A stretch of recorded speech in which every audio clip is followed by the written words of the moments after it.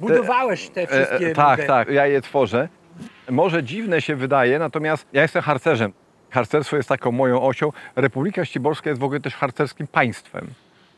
Przed wojną było kilka takich prób stworzenia takich państw harcerskich. One się jakby nie udało, natomiast tu u nas się zrealizowało i w Skansenie mamy 5 chat w tej chwili. Są to wszystko chaty traperskie. Właściwie w Polsce nie ma takiej polskiej nazwy tych chat i ta tradycja właściwie można powiedzieć, że ona wyginęła, ale jeszcze po wojnie w jakiś sposób to funkcjonowało.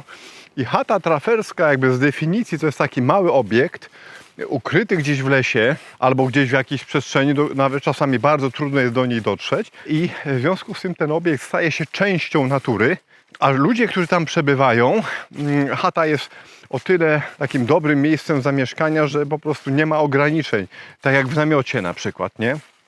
I ludzie, którzy mieszkają w takiej chacie, stają się częścią natury. I to jest niezwykły element łączący człowieka z naturą, taki symbol, który jest na przykład bardzo kultywowany na przykład w Skandynawii, właśnie na całym świecie, w Stanach Zjednoczonych, w Kanadzie. Chaty traperskie są po prostu czymś takim niezwykle ważnym. No i ponieważ w Polsce tego nie ma, dlatego tworzymy tutaj te chaty, żeby po prostu móc jakby doświadczać tej bliskości z naturą.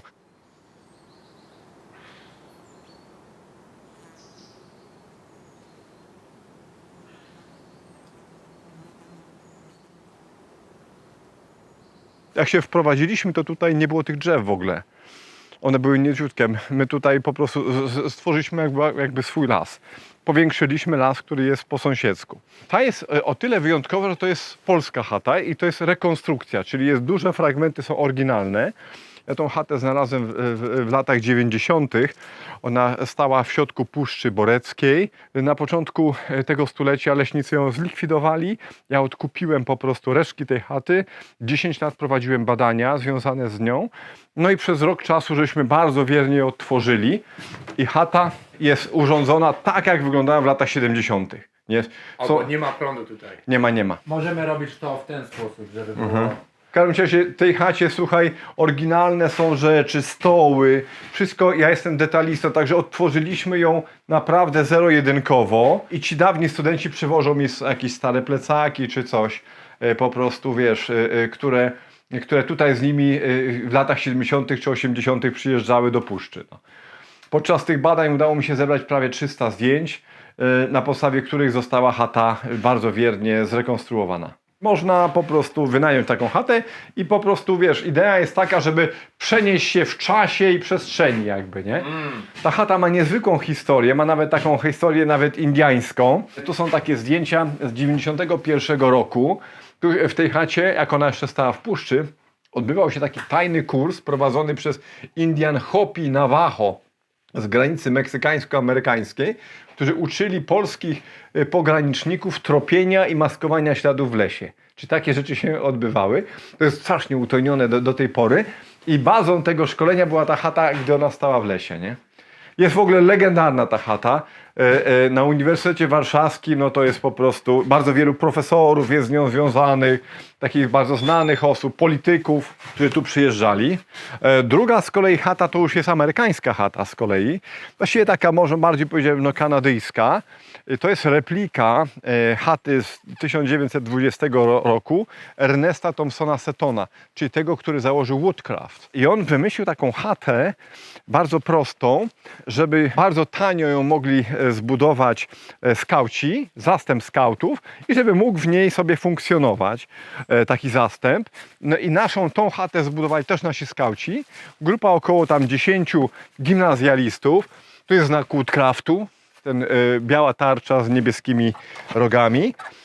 I nasi skauci wybudowali tą chatkę. No i wszystkie nasze chaty normalnie można używać je w ciągu całego roku, także zimą, bo każda z nich ma jakiś piecyk w środku. Także my nie robimy takich rzeczy tylko na pokaz, na przykład one są wszystko użytkowe po prostu. Tak. Nie? I dlatego też jak nawet u nas ktoś nocuje w takich chatach, Tak, no to, bo są materace. to są materace i można sobie tam gdzieś spać. Każda chata jest dostosowana do zamieszkania po prostu, nie?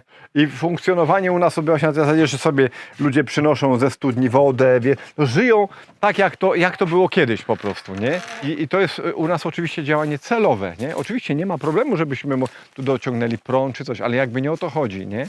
Takich ośrodków wyposażonych w łazienki, tam we wszystko jest bardzo dużo. Natomiast no, my pokazujemy ten bardziej archaiczny taki świat, zdecydowanie bliżej natury i do nas często przyjeżdżają takie osoby, które chcą się właśnie odciąć od cywilizacji, chcą po prostu spędzić jakiś czas. Tego rodzaju chat na przykład w Skandynawii są, myślę, że tysiące. Tam jest to ta najwyższa forma turystyki. O tych chatach powstają książki, filmy, ludzie do nich wędrują. Z tym jest związany jakby cały obyczaj taki turystyczny w Skandynawii, związany z ich ruchem Friluftsliv.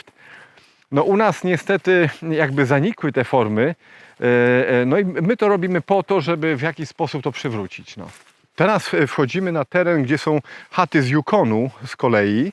W tym mamy dwie repliki do dwóch filmów chat. Ta pierwsza chata, którą widzimy, to jest replika do filmu Ostatni Traper. Film dosyć młody, bo powstał w 2004 roku. Jego twórcą jest taki podróżnik francuski Nicolas Vanier. I chata do terów filmowych została wybudowana koło Dawson City i nawet przetrwała proces filmowy i tam nawet funkcjonuje. I my z klatek filmowych po prostu odtworzyliśmy bardzo wiernie tą chatę i zarówno pod względem technologii budowy, jak też wyposażenia w środku. Także tu mamy trochę Yukonu. Kupowaliście te rzeczy, czy... Kupujemy, zdobywamy, gdzieś wyszukujemy po prostu no w różnych miejscach. Także to jest oczywiście taki długi proces. I to jest wiernie, my jak robimy chatę, na przykład replikę do filmu, no to staramy się zero-jedynkowo to po prostu, wiesz, wszystko to, także stół, miejsca na przykład, gdzie są wieszaki, są w tym samym miejscu, ja jestem po prostu, wiesz, ale mimo, że najgorszy, najtrudniejszy jest w ogóle moment wyposażenia chaty, nie? Bo jeszcze sama budowa, to jest oczywiście jakaś trudność, ale żeby później znaleźć eksponaty, które ją, wiesz, wyposażą, to się dopiero zaczyna problem, nie?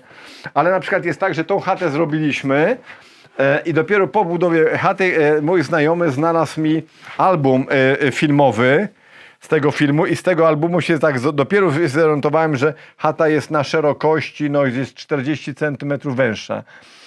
Niestety kamera czasami przekłamuje jakieś takie odległościowe rzeczy i gdybym ten album miał wcześniej, to byśmy ją zrobili troszeczkę szersza byłaby, o jakieś 40 cm, nie? To jest chata, też replika do filmu, tylko starszego, bo z 72 roku, filmu Jeremiah Johnson z Redfordem w roli głównej. Film opisuje historię autentycznej postaci Jeremiah właśnie Johnsona, Jeremiasza Johnsona, trapera, który w trakcie filmu buduje tą chatę ze swoją żoną Indianką, ale w filmie ta chata płonie.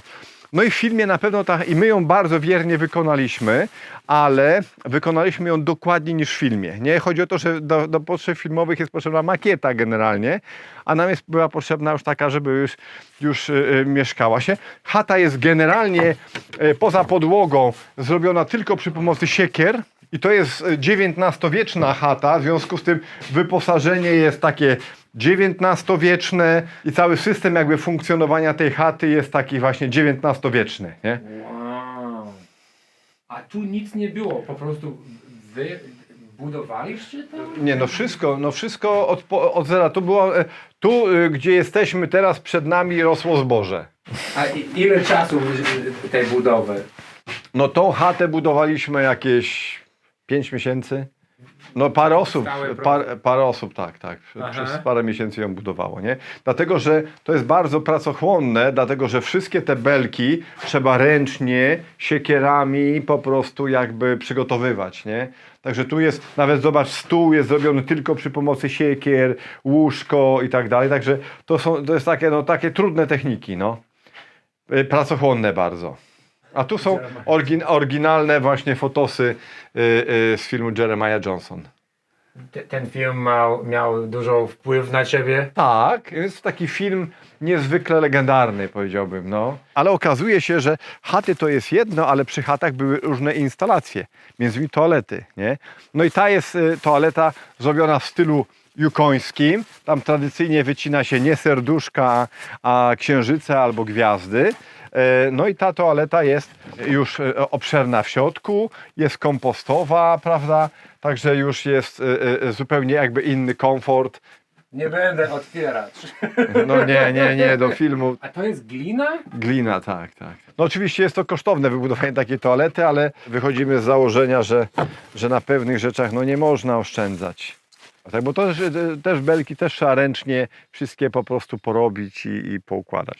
I jeszcze ostatnia chata. To jest jedyna chata, która nie jest czystą repliką jednej jakiejś chaty, tylko ona jest inspirowana 3 chatami. Nazywamy ją chatą kucharską, bo ona spełnia nam te funkcje takie kucharskie. Tu jest miejsce, gdzie możemy palić ogniska pod zadaszeniem, wiesz, także tu się też może wiele osób jakby zgromadzić. No i tu gotujemy.